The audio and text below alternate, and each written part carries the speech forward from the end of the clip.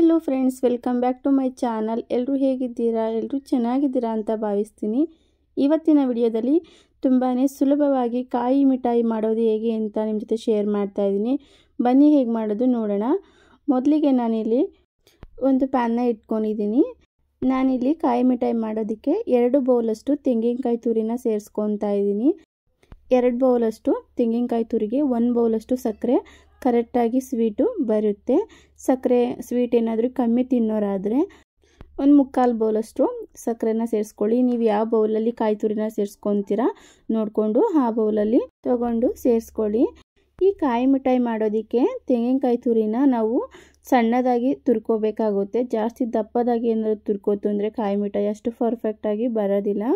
ಏನಾದರೂ ನಿಮಗೆ ಕಾಯಿ ತುರಿ ಏನಾದರೂ ದಪ್ಪದಾಗಿದೆ ತುರ್ಕೊಂಡಿರೋದು ಅನಿಸಿದ್ರೆ ಮಿಕ್ಸರ್ ಜಾರ್ಗೆ ಹಾಕ್ಕೊಂಡು ಒಂದು 2 ರೌಂಡು ಆನ್ ಆ್ಯಂಡ್ ಆಫ್ ಮಾಡಿಕೊಂಡು ಸ್ವಲ್ಪ ಗ್ರೈಂಡ್ ಮಾಡ್ಕೊಳ್ಳಿ. ತೀರಾ ನುಣ್ಣಗೆ ಗ್ರೈಂಡ್ ಮಾಡಿಕೊಂಡ್ರು ನಾವು ಕಾಯಿ ಮಿಠಾಯಿ ತಿನ್ನಬೇಕಷ್ಟು ರುಚಿ ಇರಲ್ಲ.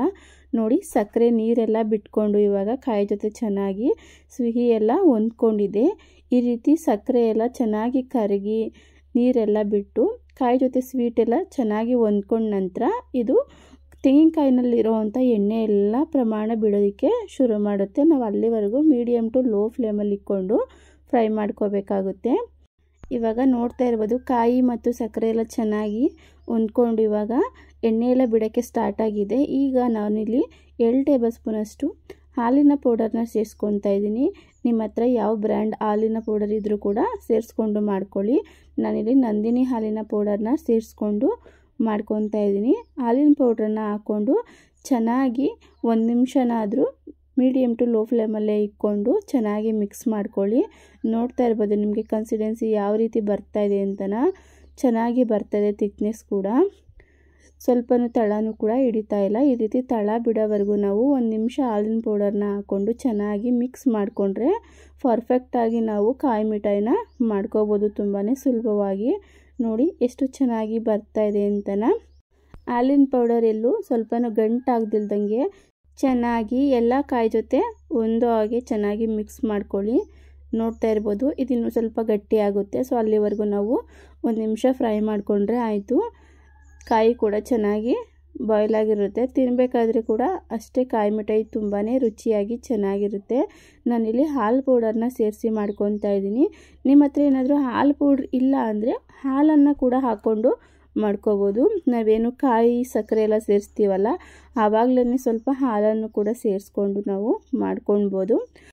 ಇಷ್ಟು ಗಟ್ಟಿ ಆದಮೇಲೆ ನಾನಿಲ್ಲಿ ಒಂದು ಪ್ಲೇಟ್ಗೆ ಸೇರಿಸ್ಕೊತಾ ಇದ್ದೀನಿ. ನೋಡ್ತಾ ಇರ್ಬೋದು ಎಷ್ಟು ಚೆನ್ನಾಗಿ ಬಂದಿದೆ ಅಂತನ. ಪ್ಲೇಟ್ಗೆ ಕೂಡ ಅದು ಕಚ್ಚುತ್ತಾ ಇಲ್ಲ, ಹಾಗೇ ಎದ್ದು ಕೂಡ ಬರ್ತಾ ಇದೆ. ನಾನು ಪ್ಲೇಟ್ಗೆ ಹಾಕ್ತಾಯಿದ್ರೆ ನೋಡಿ ಈ ರೀತಿ ನೀಟಾಗಿ ಪ್ಲೇಟ್ಗೆ ಹಾಕ್ಕೊಂಡು ಚೆನ್ನಾಗಿ ನಿಮ್ಮ ಹತ್ರ ಏನಾದರೂ ಈ ರೀತಿ ಬರ್ಫಿ ಕ್ರೇಟು ಅಥವಾ ಏನಾದರೂ ಇತ್ತು ಅಂದರೆ ಅದರೊಳಗಡೆನೂ ಕೂಡ ಮೋಲ್ಡ್ ಏನಾದರೂ ಇದ್ದರೆ ಹಾಕ್ಕೋಬೋದು. ನಾನಿಲ್ಲಿ ಪ್ಲೇಟ್ಗೆ ಈ ರೀತಿ ಹಾಕ್ಕೊಂಡು ಸೆಟ್ ಮಾಡ್ಕೊಂಡಿದ್ದೀನಿ. ನೋಡ್ತಾ ಇರ್ಬೋದು ಇದು ಸೆಟ್ ಆಗಲಿಕ್ಕೆ ಅಂದರೆ ತಣ್ಣಗಾಗಲಿಕ್ಕೆ ಬಿಟ್ಟರೆ ಒಂದು 10 ನಿಮಿಷದಲ್ಲೆಲ್ಲ ತಣ್ಣಗಾಗ್ಬಿಡುತ್ತೆ. ಇವಾಗ ತಣ್ಣಗಾದ್ಮೇಲೆ ನಾನಿಲ್ಲಿ ಕಟ್ ಮಾಡಿ ತೋರಿಸ್ತಾ ಇದ್ದೀನಿ. ಸ್ವಲ್ಪ ಇದು ತಣ್ಣಗಾದ್ಮೇಲೆ ತುಂಬಾ ಗಟ್ಟಿಗಾಗಿರುತ್ತೆ. ಸೊ ಹಾಗಾಗಿ ನೋಡಿಕೊಂಡು ಕಟ್ ಮಾಡ್ಕೊಳ್ಳಿ. ಆದರೆ ಈಸಿಯಾಗಿ ಕಟ್ ಮಾಡ್ಕೋಬೋದು.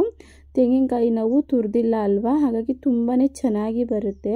ಹಾಗೆ ತಿನ್ನಬೇಕಾದ್ರೆ ಕಾಯಿ ತುರಿ ಎಲ್ಲ ಬಾಯಿಗೆ ತುಂಬಾ ಚೆನ್ನಾಗಿ ಸಿಗ್ತಾ ಇರುತ್ತೆ. ನಾವು ಜಾಸ್ತಿ ನುಣ್ಣಗೆ ಗ್ರೈಂಡ್ ಮಾಡ್ಕೊಂಡು ಹಾಕೊಂಡ್ಬಿಟ್ರೆ ಅಷ್ಟು ರುಚಿ ಕೂಡ ಇರಲ್ಲ. ನೋಡ್ತಾ ಇರ್ಬೋದು ಎಷ್ಟು ಚೆನ್ನಾಗಿ ಕೂಡ ಕಾಯಿ ಮಿಠಾಯಿ ಪೀಸ್ಗಳೆಲ್ಲ ಬಂದಿದೆ ಅಂತನ.